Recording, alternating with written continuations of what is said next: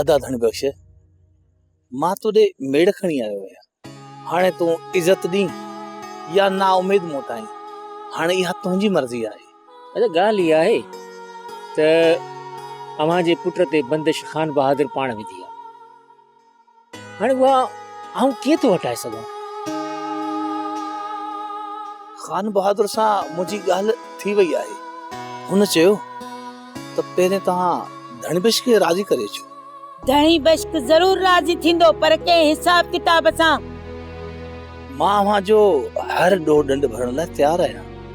अव्हां हुकुम त कयो। असांजी जेका राज भाग में ख्वारी थी, असांजी न्याणीअ जी एॾी बदनामी थी, उहा मल्हार जे ॻोठ छॾण सां ख़त्म कोन थी वई आहे। उहा बदनामी मल्हार ऐं मूमल जे निकाह सां ख़त्म थी पई सघे, पर उन वक़्तु अदो धणी बख्श सफ़ा पिड़ कढी बीह रहियो त मल्हार खे ॻोठ निकाले जी हर हाल में सज़ा मिले। हाओ अदा आऊं मञा थो त मुंहिंजो अछो मुंहुं थियो। कावड़ जे अंध में धी जे अखियुनि में ॻोढ़ा ॾिसी न सघियसि।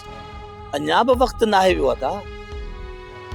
मां मूमल जो पंहिंजे पुट लाइ हथ वठण आयो आहियां। मूमल ऐं मल्हार जे मिलण सां सभु ॾुख दूर थी वेंदा। ॿारनि वीचारनि असांजी ज़िद खे तमामु घणो भोॻियो आहे अदा। अव्हां कॾहिं पंहिंजे धीउ मूमल जे मुंहं में ॾिठो आहे? कीअं न ॻरी हू कंडा थी वई आहे अदा। तूं अदा हाणे मूंखे छा थो ॿुधाई? माउ पीउ जी नज़र हमेशा औलाद जे मथां हूंदी आहे। मुंहिंजी मूमल केतिरी ॾुखायल आहे उहा मूंखे ख़बर आहे। मुंहिंजी सलाह आहे त धनबख्श खान पाण सुभाणे खान बहादुर खां हली इहा ॻाल्हि टोड़े अचो। पोइ मल्हार खे सॾाए मूमल ऐं मल्हार जे निकाह जो ॾींहुं रखूं।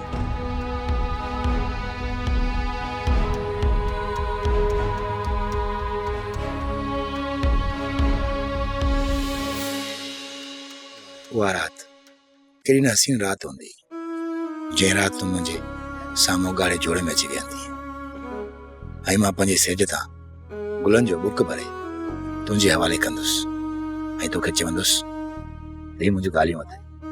गुलनि जा अखर त गुंगा हूंदा।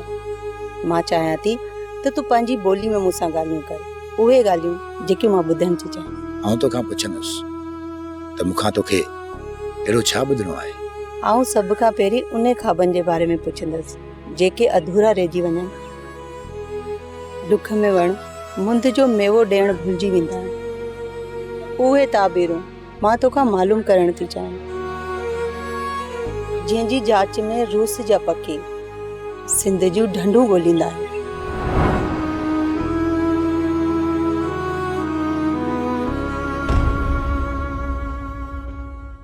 वेरुन जी वस्ती, वेरुन जी वस्ती।